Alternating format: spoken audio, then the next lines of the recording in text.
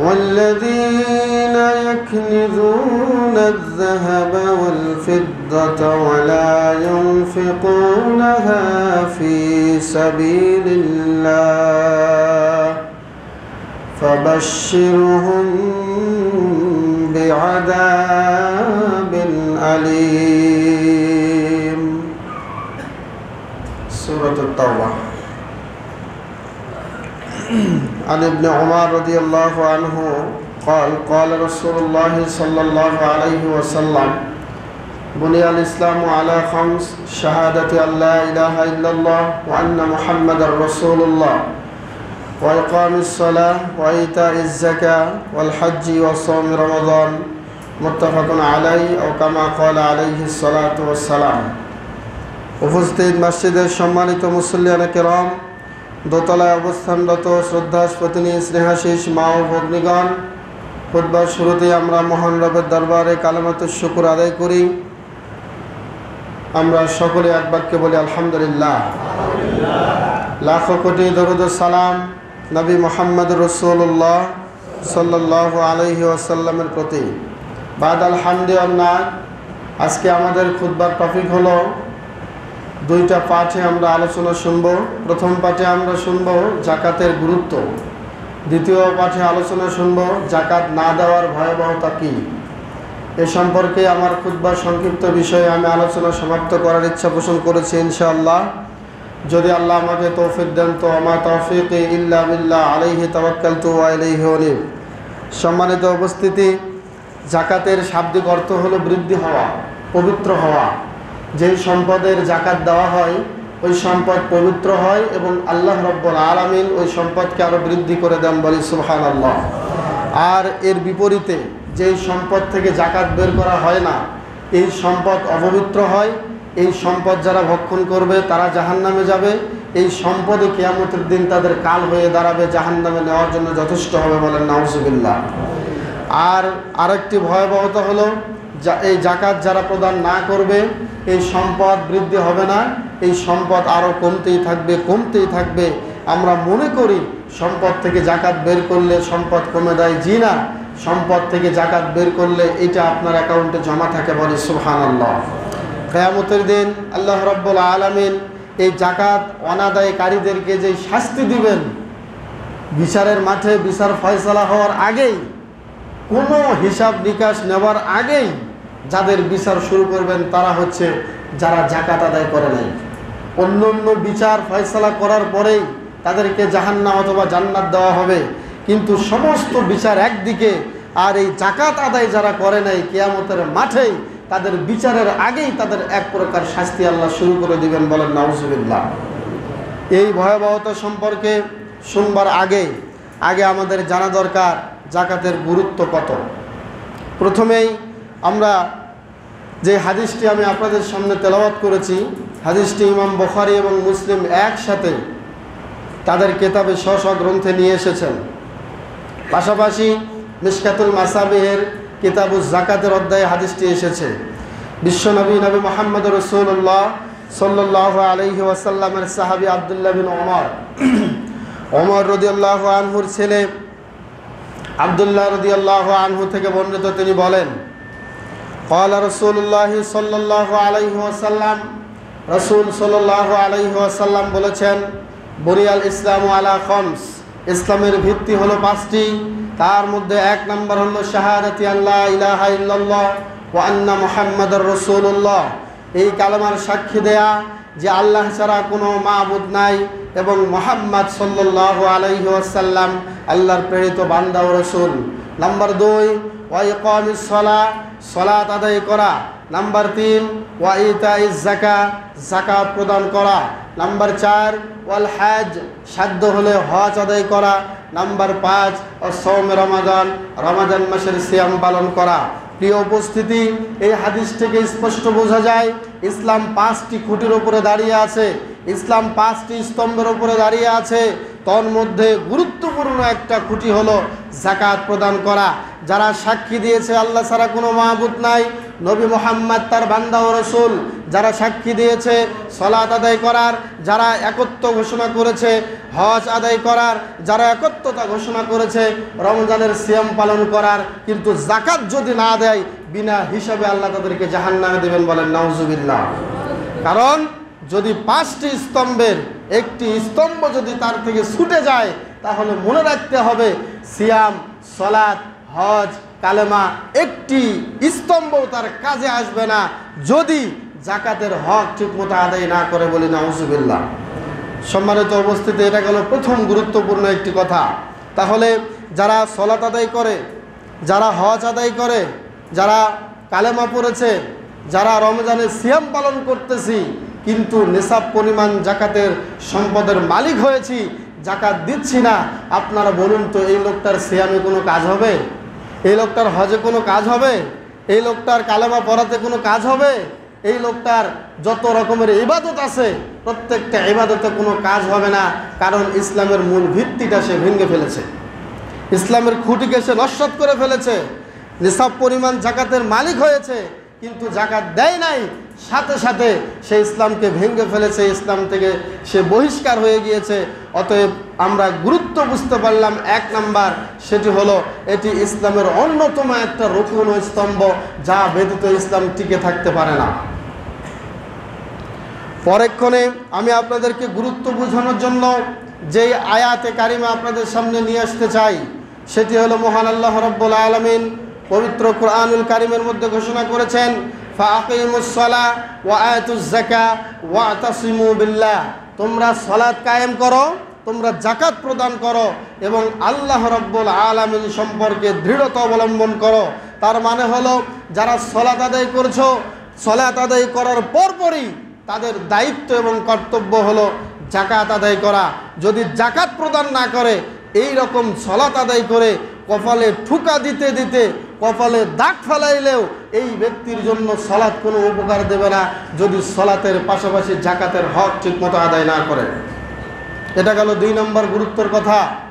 আর পবিত্র কোরআনের যত জায়গায় আপনারা দেখবেন যে আল্লাহ বলেছেন যে ফাআকিমুস সালাহ, আকিমুস সালাহ, আকিমুস সালাহ, যেখানেই আল্লাহ এই কথাটা বলেছেন যে সালাত আদায় করো, সালাত কায়েম করো, তার পাশাপাশি আল্লাহ রাব্বুল আলামিন যাকাত প্রদান করো, এই কথাটা তিনি উল্লেখ করেছেন, বলি সুবহানাল্লাহ।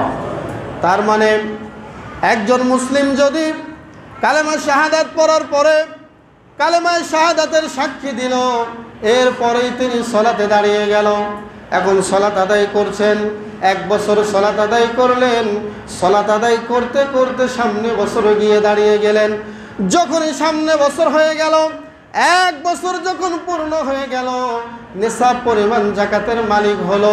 নিসাব পরিমাণ জাকাতের মালিক হওয়ার সাথে সাথে এই নামাজিকে আগে ভাগে জাকাতের হক আদায় করতে হবে।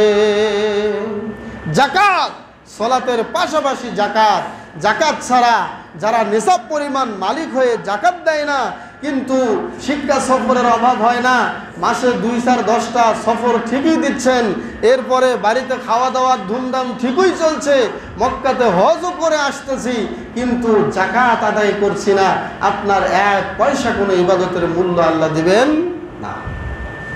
এটা গুরুত্বপূর্ণ একটা বিষয়, জাকাত। সম্মানিত উপস্থিতি, এখন আমি আপনাদেরকে প্রশ্ন করি, জাকাতের যে ভয়াবহতা, জাকাতের যে গুরুত্ব আমরা শুনতেছি, এখান থেকে কি আমরা এটুকু উপলব্ধি করতে পারি না যে জাকাত ছাড়া ইসলামে কোনো ঠাঁই নাই? জাকাত ছাড়া ইসলামে কি নাই? ঠাঁই নাই। আমার পোশাক যত সুন্দরী হোক, আমার চেহারা যত সুন্দরী হোক, আমার বংশ যত বড়ই হোক, আমার ক্ষমতা যত বড়ই হোক, যদি আমি জাকাত না দেই, বিষাক্ত সাপের ছোবল থেকে কোনো কিছুই আমাকে আটকাতে পারবে না। 3 নম্বরে আমি আপনাদের সামনে জাকাতের গুরুত্ব সম্পর্কে যে হাদিসটি পেশ করতে চাই, সেটি হলো বিশ্বনবীর একটি প্রসিদ্ধ হাদিস। মুআজ বিন জাবালকে বিশ্বনবী ইয়ামানে পাঠিয়েছিলেন। দেখেন, সালাত আদায় করার পরপরই যে জাকাত দিতে হবে, এটা তো আমরা জানলাম কোরআন থেকে, সরাসরি বিশ্বনবীর মুখ থেকে আমরা শুনে আসি। তিনি কি বলেছেন মুআজ বিন জাবালকে? বিশ্বনবী বলেন, মুআজ, ইন্নাকা তাতি আলা আহলা কিতাব তুমি ইয়ামানে যাচ্ছ আহলে কিতাবের নিকটে।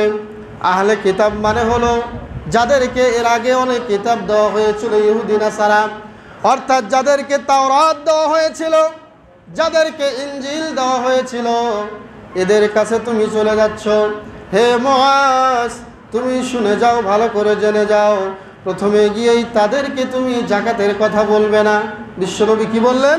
প্রথমে গিয়েই তাদেরকে কি বলবে না? যাকাতের কথা বলবে না। প্রথমে গিয়েই তোমার যে কাজ, যে গুরু দায়িত্ব, সেটি হলো ফালিমহুম, তুমি তাদেরকে জানিয়ে দিবে, ফাদউহুম, তাদেরকে ডাকবে, ইলা শাহাদাতি আল্লাহ ইলাহা ইল্লাল্লাহ ওয়া আন্না মুহাম্মাদার রাসূলুল্লাহ।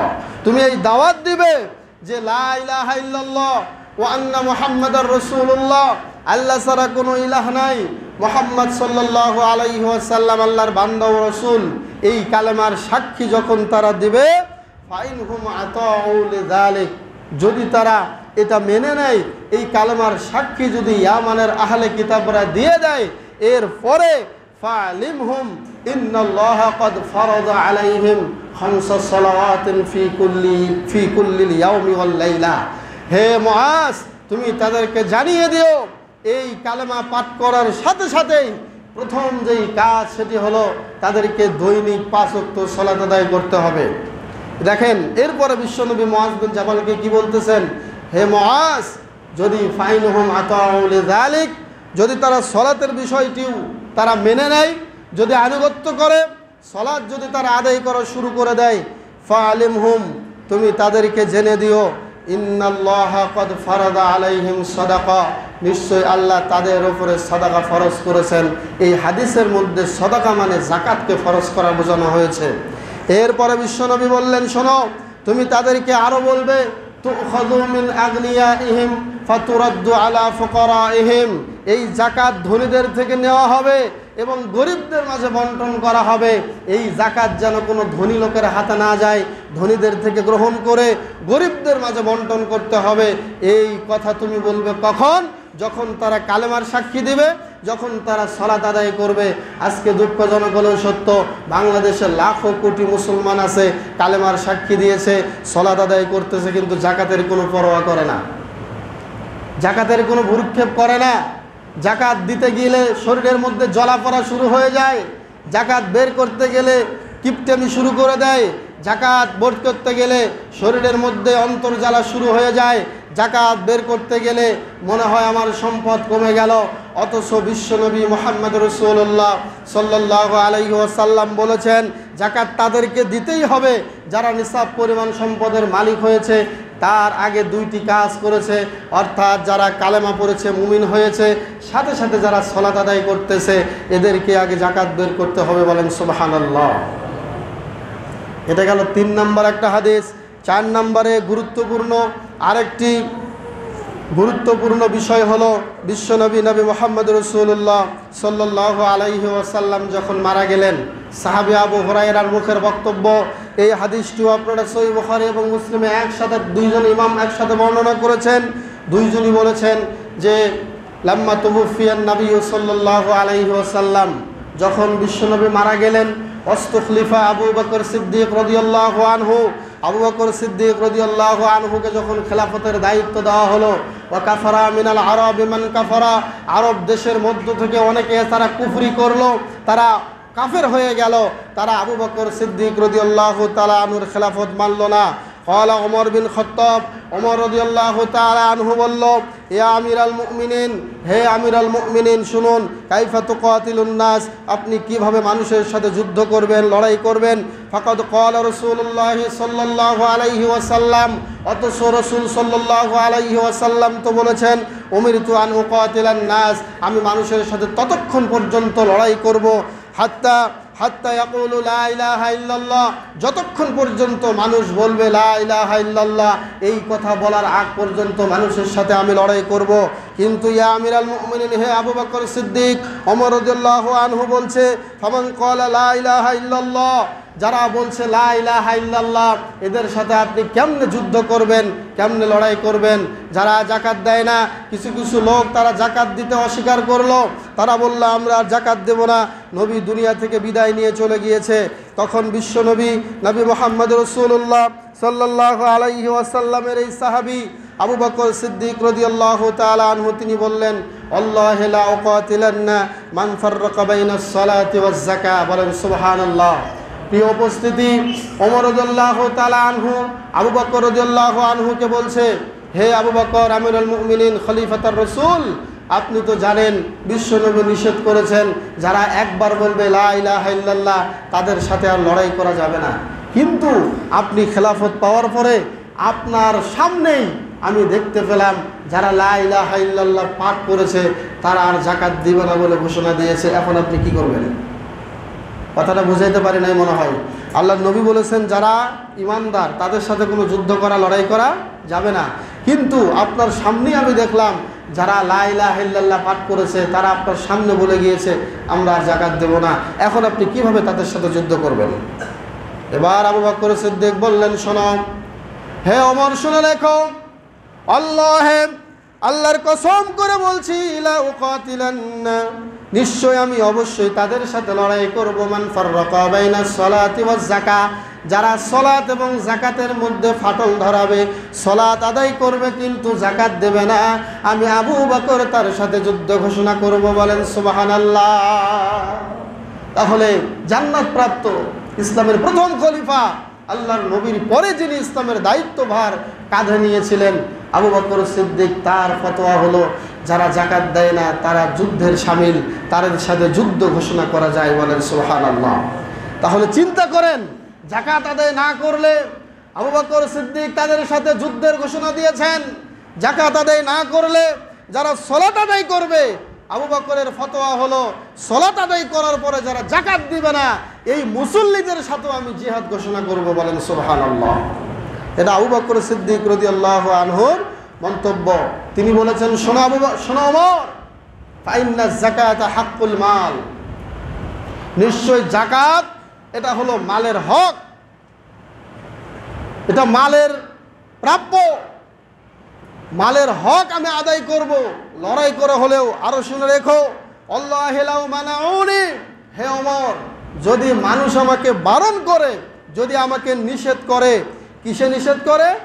আনাকন মানে গলার রশি, যেই রশিটা দিয়ে তারা আল্লাহর নবীর কাছে পশু বা কোনো কিছু নিয়ে এসে, জন্তু জানোয়ার নিয়ে এসে জাকাত দিয়েছে, ওই গলার রশিটা দিতেও যদি আমি আবু বকরের কাছে এসে অস্বীকৃতি জানাই যে দড়ি বা রশি তো জাকাত দিতে হয় না, এটা আপনি আমাকে খুলে দিন, হে ওমর তুমি শুনে নাও, যদি তারা আমাকে কোনো পশুর জাকাতের গলার রশিটাও দিতে অস্বীকৃতি জানায়, তাহলে তুমি মনে রেখো লা কাতালতুহুম আলা মানইহা, আমি আবু বকর তাদের এই নিষেধ করার কারণে তাদের সাথে লড়াই করব। সুবহানাল্লাহ। জাকাতের কোনো গরু, জাকাতের কোনো উটের গলার রশি দিতে যদি কেউ অস্বীকৃতি জানায়, আমি আবু বকর তার সাথে যুদ্ধ ঘোষণা করব। সুবহানাল্লাহ। তাহলে জিনিসটা কি গুরুত্বপূর্ণ নাকি গুরুত্বপূর্ণ নয়? অনেক গুরুত্বপূর্ণ। এরপরে ওমর বলছেন, শোনো, আমি ওমর দেখলাম, ওমর বলল, আল্লাহর কসম, আমি ওমর যেটা লক্ষ্য করলাম, মা হুয়া ইল্লা রাআইতু ইন্নাল্লাহা শারাহা সাদরা আবি বকর সিদ্দিক রাদিয়াল্লাহু আনহু, আমি ওমর লক্ষ্য করলাম আমি যেই যুদ্ধ করার জন্য সাহস পাচ্ছিলাম না, অথচ এই রকম একটা গুরুত্বপূর্ণ কাজের জন্য আবু বকর রাদিয়াল্লাহু আনহুর বুকটা আল্লাহ প্রশস্ত করে দিলেন। বলি সুবহানাল্লাহ। যেমন নেতা ছিলেন আবু বকর, তেমনি নেতা ছিলেন হযরত ওমর। যেমন নেতা ছিলেন আবু বকর, তেমনি নেতা ছিলেন হযরত ওমর। উটের পিঠে রেখে চাকর, ওমর রাদিয়াল্লাহু তাআলা আনহুর কথা, উটের পিঠে রেখে চাকর, নেতা হয়ে রশি টানে, তোমার জীবন সুন্দর সুখী হবে, তোমার সুখী হবে দুজাহানে। সুবহানাল্লাহ। আল্লাহ রাব্বুল আলামিন আবু বকর সিদ্দিক রাদিয়াল্লাহু আনহুর অন্তরটা প্রশস্ত করে দিলেন, যারা যাকাত আদায় করবে না তাদের সাথে যুদ্ধ করার জন্য। ওমর রাদিয়াল্লাহু আনহু বললেন, আমি দেখতে পেলাম আবু বকর রাদিয়াল্লাহু আনহু যুদ্ধের জন্য প্রস্তুত হয়ে আছেন। কেউ যদি বলে আমি যাকাত দেব না, মনে হচ্ছে আবু বকর গিয়ে তাকে খপ্পরায় ধরবেন, তাকে জাবরায় ধরবেন, তাকে চুমুকের মতো ধরে ফেলবেন, কেন যাকাত দেবে না। তার মানে একটা শাসন, আবার একটা শাসনশীল, একটা শাসকের মতো ভূমিকা নিয়ে তিনি অবতরণ করলেন। তখন ফাআরাফতু, আমি বুঝতে পারলাম, আন্নাহুল হক, নিশ্চয় আবু বকর হকের ওপরে আছেন। হকের ওপরে না থাকলে তার অন্তর এত সাহস পাইত না। সুবহানাল্লাহ, কি বলেন ঠিক কিনা? যারা হকের উপরে থাকে, অন্তরে কোনো দুর্বলতা থাকে না, তাদের মনের ইচ্ছা, মনের বেগবান, মনের প্রতীক্ষা যেরকম, যাদের অন্তর দুর্বল, অন্তরে ভয়, তাদের অন্তর কি এরকম সামনে যাওয়ার সাহস পায়? পায় না। কারণ একটাই, আবু বকর হকের উপরে আছেন। সম্মানিত উপস্থিতি, দেখুন তাহলে এতক্ষণ যাবৎ আমরা কি শুনছিলাম? যাকাতের গুরুত্ব। আর একটি আয়াত সূরা তাওবার মধ্যে আপনারা দেখবেন, যারা মসজিদ আবাদ করবেন, যারা মসজিদের খেদমত করবেন, তাদের কিছু গুণাগুণ আল্লাহ তুলে ধরেছেন, তাদের কিছু কোয়ালিটির কথা আল্লাহ তুলে ধরেছেন। সেখানে বলতে গিয়ে আল্লাহ বলেছেন, ইন্নামা ইয়া'মুরু মাসাজিদাল্লাহ মান আমানা বিল্লাহি ওয়াল ইয়াউমিল আখির ওয়া আকামাস সালাতা ওয়া আতাজ যাকাত ওয়া লাম ইয়াখশা ইল্লাল্লাহ। এখানে আল্লাহ রাব্বুল আলামিন বললেন, যারা মসজিদ আবাদ করবে, মসজিদের দায়িত্বভার কাঁধে নেবে, তাদের দায়িত্ব হলো, তাদের এক নাম্বার গুণ হলো তারা ইমানদার হতে হবে। কোনো বেঈমান, কোনো খ্রিস্টান, কোনো বৌদ্ধ, কোনো হিন্দুকে মসজিদের সভাপতি বানাবেন আপনারা? মসজিদের দায়িত্বশীল, দায়িত্ব দিবেন তাদেরকে। দায়িত্ব আমরা কাদেরকে দেই? যারা ইমানদার, যারা ভালো মানুষ, যারা নামাজি, যারা পরহেজগার, তাদেরকেই মসজিদের দায়িত্বে আমরা সামনে আগায় দিই। কি বলেন ঠিক কিনা? কিন্তু এখানে আল্লাহ রাব্বুল আলামিন কি বললেন দেখেন, যারা মসজিদের দায়িত্ব নেবে, প্রথম গুণ হলো তাদেরকে ইমানদার হতে হবে। 2 নম্বর গুণ আল্লাহ বলেছেন ওয়া আকামাস সালাহ। ঈমান আনার পরপরই যারা সালাত আদায় করে, যারা মুসল্লি, কন্টিনিউ নামাজি, তারাই মসজিদের আবাদ করবে। এরপরে আল্লাহ 3 নম্বরে বললেন ওয়া আকামাস সালাহ, যারা ওয়া আতাজ যাকাত, যারা যাকাত প্রদান করে। তাহলে মসজিদের দায়িত্ব নিতে গেলেও ঈমানের পরেই সালাত, সালাতের পরেই যাকাত। যারা যাকাতের মালিক হবে, তাদেরকে এই মসজিদের হক আদায় করার সাথে সাথে, আমি মসজিদের দায়িত্ব নিয়েছি, আমি নামাজি, আমি ইমানদার, 3 নম্বর কাজ হলো আমার নিসাব পরিমাণ যাকাতের মালিক হয়েছে কিনা এটা খুঁজে বের করে আগে মাদ্রাসায় মিসকিন ফকিরকে দান করা। কি বলেন ঠিক কিনা? এটা আল্লাহ রাব্বুল আলামিন মসজিদ আবাদ করার ক্ষেত্রেও যাকাত শর্ত করেছেন। বলেন সুবহানাল্লাহ। সম্মানিত উপস্থিতি, এই পর্যায়ে আমরা শুনবো যাকাত না দেওয়ার শাস্তি কি হতে পারে। এটা আরো ভয়ঙ্কর। খুতবার প্রথম পাঠ চলে গেল, দ্বিতীয় পাঠে আমরা সংক্ষিপ্ত আকারে শুনব। প্রথমে আমি আপনাদেরকে সূরাতুত তাওবার 34 এবং 35 নম্বর আয়াতের দিকে নিয়ে যেতে চাই। সেখানে আল্লাহ কি বলেছেন আমরা একটু শুনে আসি। আউযু বিল্লাহি মিনাশ শাইতানির রাজীম। والذين يكنزون الذهب والفضة ولا ينفقونها في سبيل الله فبشرهم بعذاب عليم। বলেন সুবহানাল্লাহ। আল্লাহ রাব্বুল আলামিন বললেন, শোনো শোনো, والذين يكنزون الذهب والفضة, যারা স্বর্ণ এবং রূপা যারা জমা করে রাখে, স্তূপ করে রাখে, ওয়ালা ইনফিকুনাহা ফি সাবিলিল্লাহ, আল্লাহর রাস্তায় তা খরচ করে না। বিশ্ব নবীকে আল্লাহ বললেন, ও নবী, ফাবাশশিরহুম বিআযাবিন আলীম, ও নবী তুমি তাদেরকে যন্ত্রণাদায়ক শাস্তির সুসংবাদ দাও। আপনারা বলুন তো, শাস্তির আবার সুসংবাদ হয়?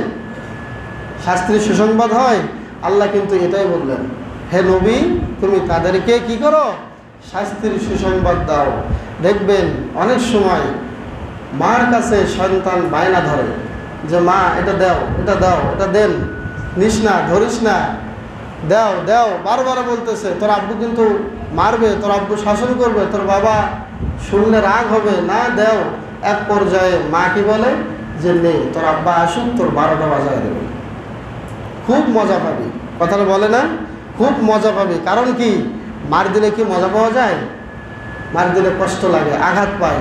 এরপরেও মা এই কথাটা কেন বলছেন? গুরুত্ব বোঝানোর জন্য। গুরুত্ব বোঝানোর জন্য আল্লাহ বলছেন, যারা স্বর্ণ রৌপ্যের যাকাত দাও না, তোমরা শুনে রেখো, তোমাদেরকে এমন একটা আযাব, এমন একটা শাস্তি আমি দেব, যেই শাস্তির তীব্রতা এত প্রখর হবে, যা সহ্য করা তোমাদের জন্য অনেক কঠিন হয়ে যাবে। আল্লাহ আমাদেরকে মাফ করুক বলে আমিন। এর ধরনটা কি হবে, শাস্তির ধরনটা কেমন হবে, এ প্রসঙ্গে আল্লাহ পরের অংশে তিনি উল্লেখ করেছেন। ইয়াউমা ইউহমা আলাইহিম, আল্লাহ রাব্বুল আলামিন বললেন, ইয়াউমা ইউহমা আলাইহা ফি নারি জাহান্নামা ফাতুকওয়া বিহা জিবাহুহুম ওয়া জুনুবুহুম ওয়া যুহুরুহুম হাযা মা কানাসতুম লিআনফুসিকুম ফাযুকু মা কুনতুম তাকনিজুন। সুবহানাল্লাহ। আল্লাহ রাব্বুল আলামিন বললেন, ইয়াউমা ইউহমা আলাইহা, সেদিন তাক দেওয়া হবে, সেদিন সেকা দেওয়া হবে, ওই সম্পদগুলো দিয়ে সেকা দেওয়া হবে, যেদিন একসাথে নিয়ে আসা হবে। ফাতুকওয়া বিহা জিবাহুহুম, এই সম্পদগুলো দিয়ে, যেই সম্পদের যাকাত আদায় করা হয় নাই, ওই সম্পদগুলো দিয়ে প্রথমেই তাদেরকে সেক দেওয়া হবে, তাপ দেওয়া হবে তাদের কপালে, তাদের পেশানিতে। বলেন নাউজুবিল্লাহ। এরপরে শাস্তির 3টি ধরন আল্লাহ এখানে তুলে ধরেছেন। প্রথমে আল্লাহ বললেন তাদের কপালে সেক দেওয়া হবে। দ্বিতীয়তে আল্লাহ বললেন ওয়া জুনুবুহুম, তাদের পার্শ্বে সেক দেওয়া হবে, তাদের যে বুকের 2 পার্শ্ব আছে, পার্শ্বে সেক দেওয়া হবে। এরপরে ওয়া যুহুরুহুম, তাদের পৃষ্ঠদেশেও তাদেরকে সেক দেওয়া হবে। কি দিয়ে সেক দেওয়া হবে? ওই যে যাকাত আদায় করি নাই, ওই সম্পদগুলো এক জায়গায় করে একসাথে তাপ দিয়ে, ওই তাপের কারণে যে আগুন আসবে, ওই আগুন দিয়ে কপালে, পার্শ্বদেশে এবং পিঠে সেক দেওয়া হবে। যখনই সেক দেওয়া হবে, তখনই হাউমাউ করে মালওয়ালা, সম্পদওয়ালা চিৎকার করতে থাকবে। আর যখন সেক দেওয়া হবে, ফেরেশতারা মুখ দিয়ে একটা কথা বলবে। ফেরেশতারা যা বলবে সেটা আল্লাহ কোরআনে তুলে ধরেছেন। তখন ফেরেশতারা বলবে, শোনো শোনো, হাদা মা কানাসতুম লিআনফুসিকুম, ও সাহেবে মাল, ও সম্পদওয়ালা, এইটা তো সেই মাল, যে মাল তুমি যাকাত না দিয়ে জমা করে রেখেছিলে, আজকে ওই মাল দিয়েই তোমাকে সেক দেওয়া হচ্ছে। এটা ফেরেশতারা বলবে। ফাযুকু, তোমরা আস্বাদন করো, চাকতে থাকো, স্বাদ গ্রহণ করতে থাকো, মা কুনতুম তাকনিজুন, যা তোমরা জমা করে রেখেছিলে, ওই মালগুলো দিয়েই তোমাদেরকে আজকে শাস্তি দেওয়া হচ্ছে। বলি নাউজুবিল্লাহ। তাহলে চিন্তা করেন, সম্পদ মহব্বতে আপনি জোগাড় করলেন, মহব্বতে আপনি রাখলেন, এই সম্পদই কিয়ামতের দিন আপনার বিরুদ্ধে দাঁড়িয়ে যাবে। তাহলে সম্পদ কি আপনার জন্য ভালো নাকি ফিতনা? ফিতনা। সঠিক পন্থায় খরচ করতে পারলে ভালো, আর যদি সঠিক পন্থায় ব্যয় করতে না পারি, তাহলে এই সম্পদে আপনার জন্য, আমার জন্য ফিতনা হয়ে যাবে। বলেন নাউজুবিল্লাহ। অন্য হাদিসে এসেছে, আবু হুরায়রা রাদিয়াল্লাহু আনহু থেকে হাদিসটি বর্ণিত। এই হাদিসটি সহিহ আল বুখারীতে এসেছে, কিতাবুজ যাকাতের মধ্যে। বিশ্বনবী বলেছেন, মান আতাহুল্লাহু মালান, আল্লাহ যাকে সম্পদ দিয়েছেন, ফালাম ইউআদ্দি যাকাতা, সে তার মালের যাকাত আদায় করলো না, বিশ্বনবী বললেন, মুসিলা লাহু মালুহু ইয়াউমাল কিয়ামা সুজাআন আকরা লাহু জাবিবাতান। বিশ্বনবী বললেন, এই মালের হক আদায় করতে না পারলে এই মালই কিয়ামতের দিন বিষাক্ত একটা সাপে পরিণত হবে। বলেন নাউজুবিল্লাহ। এই হাদিস আমরা অনেকেই শুনেছি, এই হাদিস আমরা অনেক দিন জেনেছি। এই হাদিস শুনবার পরেও এমনও মানুষ আছে, আমরা যাকাত আদায় করি না, এই সাপের কিছু গুণাগুণ বিশ্বনবী বর্ণনা করেছেন। সেই গুণ কি, সেই কোয়ালিটি কি? বিশ্বনবী বলেছেন আকরা, এই সাপটি হবে লেড়া, তার মাথায় কোনো চুল থাকবে না। সাপের মাথায় কোনো কি থাকবে না? চুল থাকবে না। মুহাদ্দিসিনে কেরাম ব্যাখ্যা করেছেন এই সাপের মাথায় চুল কেন থাকবে না। এই সাপের মাথায় চুল না থাকার কারণ হলো এই সাপের মুখে এত বিষ থাকবে, এই বিষের যন্ত্রণায় মাথায় চুল গজাবে না। এবং এই সাপ যদি দুনিয়ার বুকে একবার শ্বাস ছাড়ে, অন্য হাদিসে এসেছে বিশ্বনবী বলেছেন এই সাপের একটা শ্বাসে, একটা প্রশ্বাসে দুনিয়ার কোনো সবুজ ঘাস গাছপালা আর জন্মাবে না। চিন্তা করেছেন কি একটা সাপ আল্লাহ নিযুক্ত করবেন? লাহু জাবিবাতান, তার দুইটা চোয়াল থাকবে, দুইটা পার্শ্ব থাকবে। এই দুই পার্শ্ব দিয়ে চাপটায় কামড়ায় ধরবে আর বলবে হাযা মা কানাস্তুম, হাযা মা কানাস্তুম, যা তুমি জমা করে রেখেছিলে, যা তুমি প্রস্তুত করে রেখেছিলে, আনা মালুকা আনা কানজুকা, আমি তোমার জমাকৃত মাল, আমি তোমার সেই সম্পদ। বলে নাউজুবিল্লাহ। তাহলে ভয়াবহতা কম না বেশি? বেশি। সম্পদ জমা করেছেন দুনিয়াতে ভালো চলার জন্য, দুনিয়াতে 70 বছর 40 বছর ভালোভাবে চলবেন এই জন্য সম্পদ জমা করেছেন, কিন্তু পরকালে অনন্ত জীবন আমরা বলে থাকি যে মৃত্যু মানে জীবনের শেষ, এই কথা মিথ্যা। মৃত্যু মানে জীবনের শেষ এই কথাটা কি সবাই বলেন তো? মিথ্যা। মৃত্যু মানে জীবনের শেষ নয়, মৃত্যু মানে এমন জীবনের শুরু।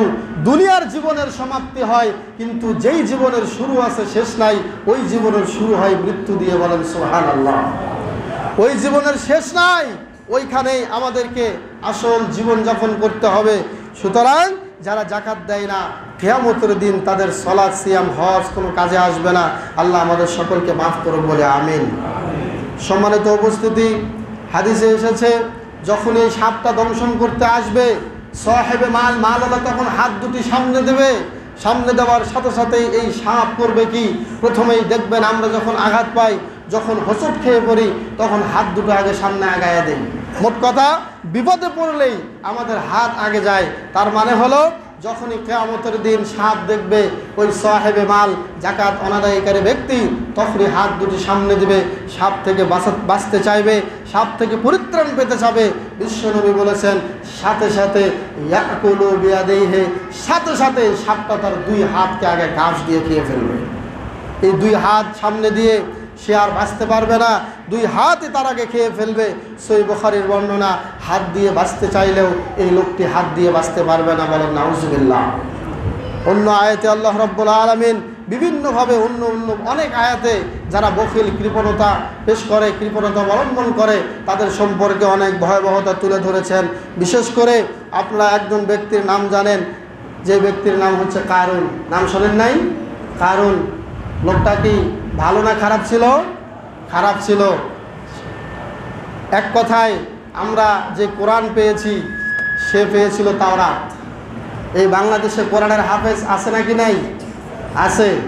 কোরআনের হাফেজরাও এখন দেখলাম, সেদিন দেখলাম একটা ভিডিওতে, সে কোরআনের হেফজ থেকে কোরআন হেফজ শেষ করে এখন সে টিকটক করার জন্য পাগল, এবং টিকটক করেই সে এখন ভাইরাল হতে যাচ্ছে। এই কোরআন দিয়ে তার অন্তর তৃপ্তি হয় নাই। বলেন নাউজুবিল্লাহ। ওই সময়ের তাওরাতের হাফেজ ছিল কারুন। কার হাফেজ ছিল? কারুন। আল্লামা, মুফতি, ডক্টর, যত ডক্টরের ছিল, যত জ্ঞান ছিল, সব জ্ঞান কারুনের ছিল। কোনো দিক দিয়ে কারুন আল্লাহ রাব্বুল আলামিনের নিয়ামত কম পায় নাই। আল্লাহ রাব্বুল আলামিন তার যে সম্পদ দিয়েছেন, আপনারা সূরাত আল কসাসের মধ্যে ৭৬ নম্বর আয়াত থেকে এই কারুনের একটা হিস্টোরি আল্লাহ তুলে ধরেছেন। এই আয়াতগুলোতে আল্লাহ রাব্বুল আলামিন কারুনের কথা কেন তুলে ধরলেন? কারুনের কথা তুলে ধরার পেছনে একটাই কারণ হলো, যারা সম্পদের জাকাত দেবে না তাদের থেকে তাদের শিক্ষা রয়েছে এই কারুনের জীবনের মধ্যে। বলেন নাউজুবিল্লাহ। কারুনের জীবনে আল্লাহ কেন তুলে ধরলেন? এই কারুন এমন সম্পদের মালিক ছিল, আল্লাহ রাব্বুল আলামিন স্পষ্ট তুলে ধরেছেন। আল্লাহ বলেছেন ওয়া আতাইনাহু মিনাল কুনুজি মা ইন্না মাফাতিহাহু লাতানু বিল উসবাতি উলিল কুওয়া। বলেন সুবহানাল্লাহ। এই কারুনের এত সম্পত্তি ছিল, এই সম্পত্তি বহন করার জন্য যেই গোডাউনগুলো ছিল, এই গোডাউনের যে চাবিগুলো ছিল, এই চাবিগুলো বহন করত একটা ওসবা, মানে একটা দল। হাদিসে এসেছে, তাফসীর ইবনে কাসিরের মধ্যে এসেছে, একটা দল বলা হয় তখনই, একটা দলে যখন 70 জন লোকের উপর থাকতো, 70 জন লোকের ঊর্ধ্বে থাকে, ওই গ্রুপটাকে বলা হয় একটা ওসবা। বলেন সুবহানাল্লাহ। তাহলে 70 জন লোক শক্তিশালী এবং কওমের মধ্যে যারা সুঠম দেহের অধিকারী, শক্তিশালী 70 জন লোক মিলেও এই কারুনের ধন ভাণ্ডারের, জাকাতের মালের যেই ভাণ্ডার, এই ভাণ্ডারের চাবি পর্যন্ত বহন করতে কষ্ট হতো। বলেন সুবহানাল্লাহ। চিন্তা করেছেন কত সম্পদের মালিক আল্লাহ তাকে বানিয়েছিলেন? এই 70 জন লোক তার এই সম্পদের চাবি, গোডাউনের চাবি বহন করে নিয়ে নেওয়ার জন্য তাদের অনেক কষ্ট হতো। এটাকে আমি বানায়া বলছি, এটা কোথায় পাবো আমরা? সূরা আল কসাসের মধ্যে আপনারা পেয়ে যাবেন। বলেন সুবহানাল্লাহ। আল্লাহ রাব্বুল আলামিন বলেছেন, শোনো, ইন্না কারুনা কানা মিন কওমি মূসা ফাবাগা আলাইহিম ওয়া আতাইনাহু মিনাল কুনুজি মা ইন্না মাফাতিহাহু لتنوء بالعصبة أولي القوة إذ قال له قومه لا تفرح إن الله لا يحب الفرحين سبحان الله الله رب العالمين بل إن قارون كان من قوم موسى নিশ্চয় করণ ছিল মূসা আলাইহিস সালাতু ওয়াস সালামের গোষ্ঠীর লোক, মূসার কওমের লোক ছিল কারণ। ফাবাগা আলাইহিম, এই কারণ সবার উপরে লঙ্ঘন করা শুরু করলো। আত্মসমালোচনা তো দূরের কথা, শুধু আত্ম অহমিকাই নয়, সে সীমা লঙ্ঘন করা শুরু করে দিল, অহংকার করা শুরু করে দিল। আল্লাহ বললেন, কেন অহংকার করলো? অহংকার করার কারণ হলো ওয়া আতাইনাহু মিনাল কুনুজি, আমি এমন সম্পদ তাকে দান করেছিলাম যেই সম্পদের চাবি বহন করার জন্য একটা গোষ্ঠী পর্যন্ত, শক্তিশালী লোকেরা পর্যন্ত নাজেহাল হয়ে যেত। বলেন সুবহানাল্লাহ। এত সম্পদের মালিক বানিয়েছিলাম। ইয ক্বালা লাহু কওমুহু লা তাফরা, তার কওমের লোকেরা বলল, ও কারুন, খবরদার খবরদার, এত অহংকার করো না, মনে রেখো, ইন্নাল্লাহা লা ইউহিব্বুল ফারিহিন, নিশ্চয় আল্লাহ অহংকারীকে পছন্দ করেন না। এইভাবে কারা বলছিল? কওমের লোকেরা বলছিল। একদিন সে সাজসজ্জা হয়ে অনেক সুন্দর পোশাক পরে তার গোষ্ঠী নিয়ে এইভাবে সম্পদের অহংকার করতে করতে রাস্তা দিয়ে চলছিল। আল্লাহ রাব্বুল আলামিন তার এই সম্পদ এত কিছু দেওয়ার পরে তার কওমের লোকেরা যখন এইভাবে বলছিল, আল্লাহ আরো বলছেন, শোনো, ওয়াবতাগি ফীমা আতাকাল্লাহ, হে কারণ, মূসা আলাইহিস সালাতু ওয়াস সালাম বলছেন, শোনো শোনো, তুমি অনুসরণ করো, তুমি অন্বেষণ করো, আল্লাহ তোমাকে যা দান করেছে, যে সম্পদ তোমাকে দান করেছে, এই সম্পদের মাধ্যমেই তুমি আদ-দারাল আখিরাহ, তার মানে কিয়ামতকে, পরকাল দিবসকে তুমি অনুসন্ধানে নেমে যাও। হে কারণ, তোমার জন্য সুবিধা আছে, তোমার জন্য সুযোগ আছে, এই সম্পদের মাধ্যমে তুমি পরকালের রাস্তা ক্লিয়ার করতে পারবে। অতএব তুমি মনে রেখো, ওয়ালা তানসা নাসিবাকা মিনাদ দুনিয়া, হে কারণ, এই সম্পদ পেয়ে দুনিয়ার যে অংশ আছে এইটা তুমি ভুলে যেও না। শুনে রেখো, ওয়া আহসিন কামা আহসানাল্লাহু ইলাইকা, তুমিও মানুষের উপরে দয়া করো, যাকাত দাও যেভাবে আল্লাহ তোমাকে দয়া করেছে। আল্লাহ তোমাকে এত সম্পদের মালিক বানিয়েছে, যে আল্লাহ তোমাকে দয়া করেছে, তোমার উচিত তুমিও মানুষকে এভাবে দয়া করো। ওয়ালা তাবগিল ফাসাদা ফিল আরদি, হে কারুন, জমিনে বিশৃঙ্খলা সৃষ্টি করো না। ইন্নাল্লাহা লা ইউহিব্বুল মুফসিদিন, নিশ্চয় আল্লাহ সন্ত্রাসীদেরকে পছন্দ করেন না। কে বলল এই কথাগুলো? মূসা আলাইহিস সালাতু ওয়াস সালাম। এরপরে কারণ কি বলছে শুনুন। কারণ বলছে, রে মূসা, কি বললি তুই এগুলো? শুনে নে, ক্বালা ইন্নামা উতিতুহু আলা ইলমিন ইনদি, আমি নিজের মাথা খাটিয়ে নিজের বুদ্ধি খাটিয়ে সম্পদের মালিক হয়েছি। বলেন আস্তাগফিরুল্লাহ। কি বললো? আমার ব্রেন খাটিয়ে খাটিয়ে এই সম্পদের মালিক আমি বানিয়েছি। আমাদের এ যুগেও অনেক লোক এই কথা বলে থাকেন, বলে কি বলে না, যত সম্পদ আমার বাধ্যতার আমলে ছিল না, আমি বুদ্ধি খাটিয়ে সম্পদ করেছি। সাথে সাথে সে কারুনের মতো একটা পাপ করে ফেললো। কি বলেন, ঠিক কিনা? কারুনকে বলার পরে কারুন বলল, আমি এগুলো বুদ্ধি খাটিয়ে পেয়েছি, আমার সম্পদ আমার, এগুলো অন্য কাউকে দেওয়া যাবে না। আল্লাহ বলছেন, কারুন রে শুনে নে, আওয়ালাম ইয়ালাম আন্নাল্লাহা ক্বাদ আহলাকা মিন ক্বাবলিহি মিনাল কুরুনি মান হুয়া আশাদ্দু মিনহু কুওয়া আও আকসারু জামাআ। কারণ তোমার ইতিহাস জানা নাই, তুমি হয়তোবা জানো না, নিশ্চয় আল্লাহ তোমার পূর্বে এমন কিছু জাতিকে ধ্বংস করেছেন যারা তোমার চেয়ে অনেক শক্তিশালী ছিল এবং তোমার চেয়ে অনেক সম্পদের মালিক ছিল। ওই আল্লাহ চাইলে তোমাকেও ধ্বংস করতে পারেন। বলেন ঠিক না ঠিক?